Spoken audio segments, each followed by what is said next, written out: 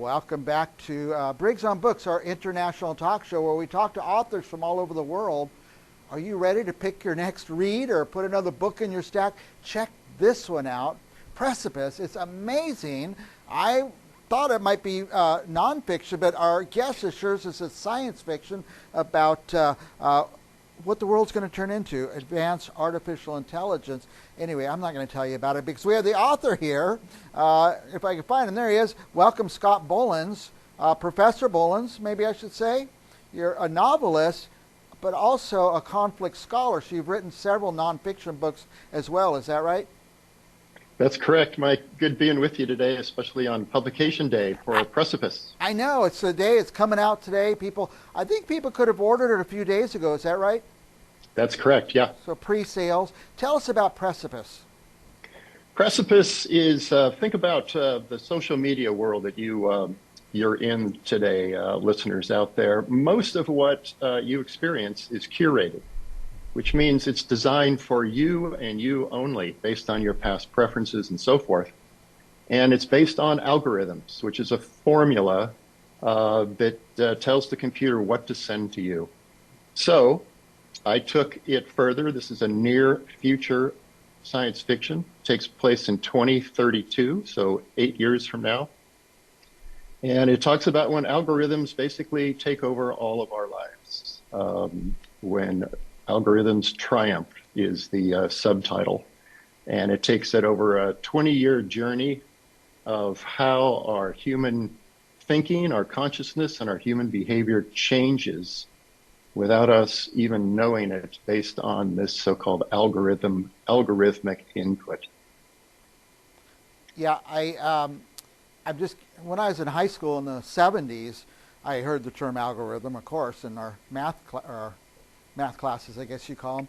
Then it's been absent from my life until maybe this year when I stumbled upon TikTok. And I said, how does TikTok know what I want to look at? Because I'm not looking for dancing girls or something. I'm looking for history and news and historical facts and, of course, Game of Thrones trivia. And it's popping up all the time. I'm thinking, how does it know? But that's algorithms, I guess. It is, the computers are incredibly smart. They're smarter than we are in terms of what we want, which is a scary thought. Politically, we get into situations where each of the two sides that are so much against each other politically these days, they live in their own what we call echo chambers, which means each side only receives what reaffirms their belief already.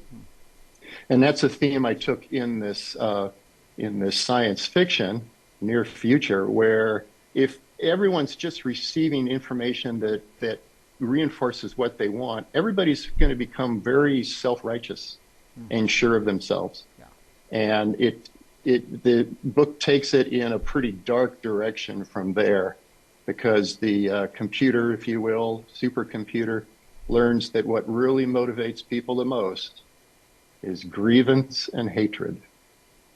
And it starts to put this into people's minds, and things go bad.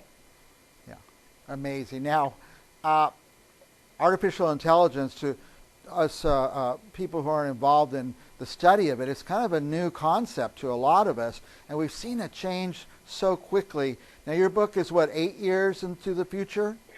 It's 8 years in the future, so it's not that far off. Yeah, and what changes in the book is a huge networked supercomputer is developed. So think of every bit of computer existence today. It all becomes networked into a massive supercomputer, which in the book is called interconnect. So so it's a massive source of knowledge.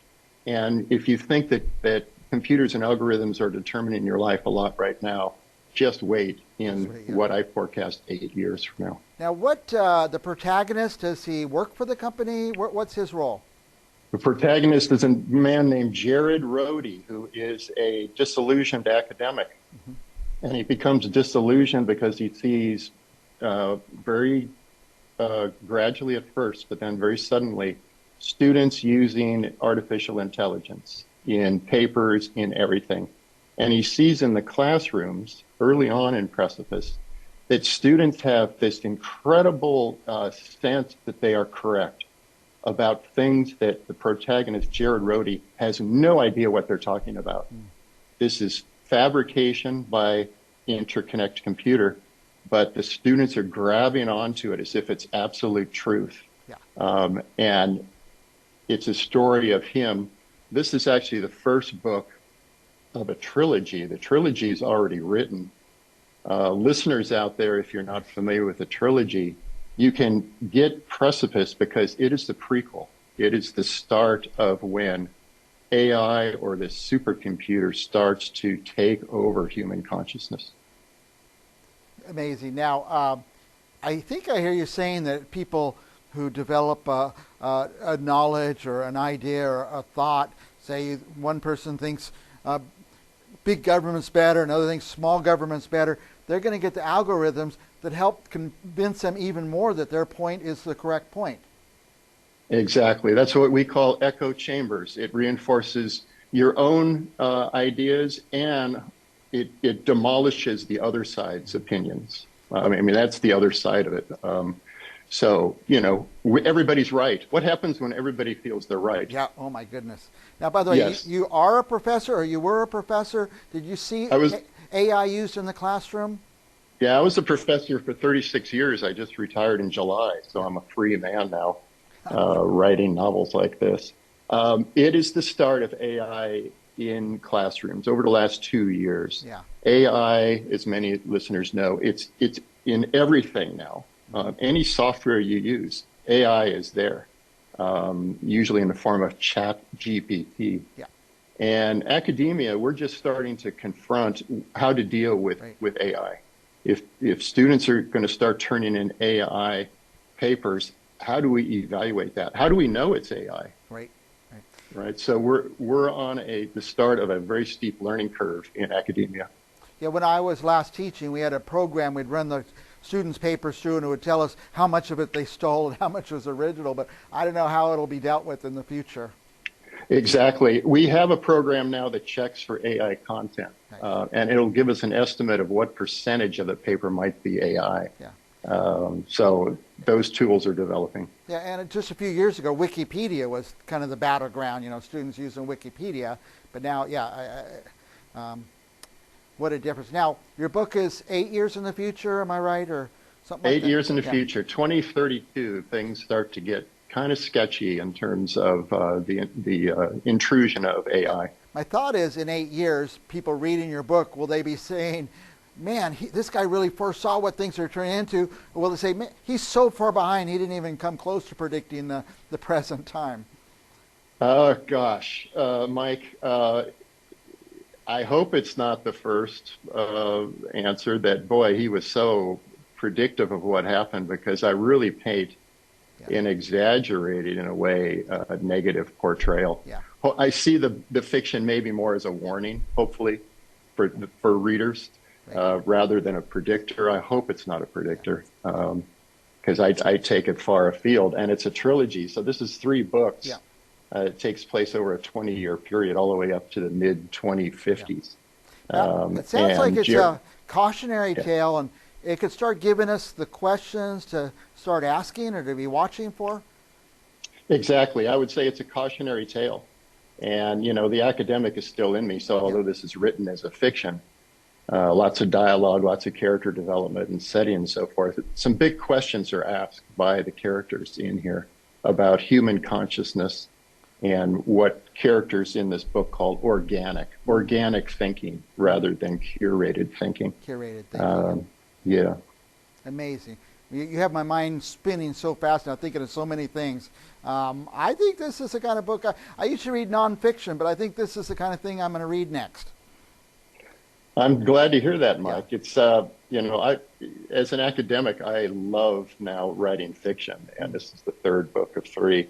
Yeah. And I love how fiction is creative, and it can ask the big questions, especially near future science fiction. It can ask these big questions that people have a hard time asking these days, or political entities have a hard time addressing these big questions.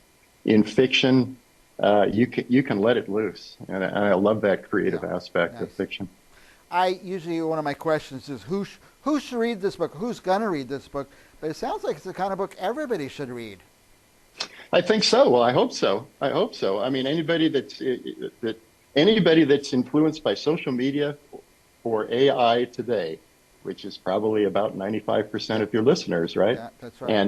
And you're experiencing this social media driven world, and you're wondering, is this really reality, or is this created reality? Is this curated reality that's coming into your view?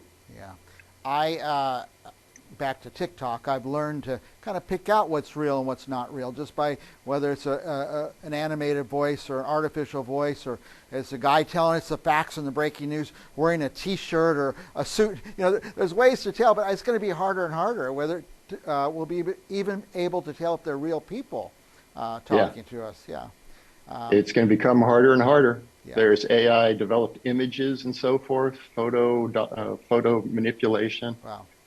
So it's going to be all over the place, for better or for worse. Yeah, I always considered myself a master photo guy on Photoshop, where I could make anything look real. But now AI is going to way outdo me. So right. So this book is out today. Is that right?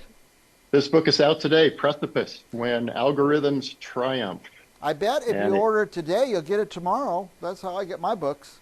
I hope so. Yeah. I hope so. It's on Amazon and all the other places you normally search. It's on bookshop.org, which is a link to independent bookstores. Yeah. So it's all over the place today. It's an exciting day. I will say this to our viewers. Go wherever you buy your books, but don't click once to order one. Order 5 of these things or 10 of them. I always have to go to parties and people's houses. I always take a gift. This is what the next 10 people are going to get from me, this book. So it's just fascinating. Wonderful. Scott, I hope you come back again and again. I could talk to you all day because Great. There's a lot in your mind I'd like to sift through and learn about. But there's the web address on the screen, citydivided.com. Instagram is Bollens Scott, and find out more. Scott, any last thoughts you'd like to share with our viewers about the book or anything in the world? I like the way you previewed it. It feels like nonfiction, this book, but it's fiction. So we're in a period of time with AI and computers that we're kind of in between. What is real and what is fictional? What is fabricated and what's real? And I think that's that interesting, challenging time we're in right now as a society. So wonderful to be with you, Mike. Yeah, I appreciate it. We've often seen science fiction turn into reality. Movies and books we've read, things come true. But that, I think, is a tribute to the authors who research, like Scott did, a lot of research behind what they do. And sure, some of these things are going to come true. Thank you so much, Scott, and I hope you'll come back again and again. I'd love to, Mike. A pleasure being with you today. And for our viewers, don't go anywhere. We'll be right back with another author right after this.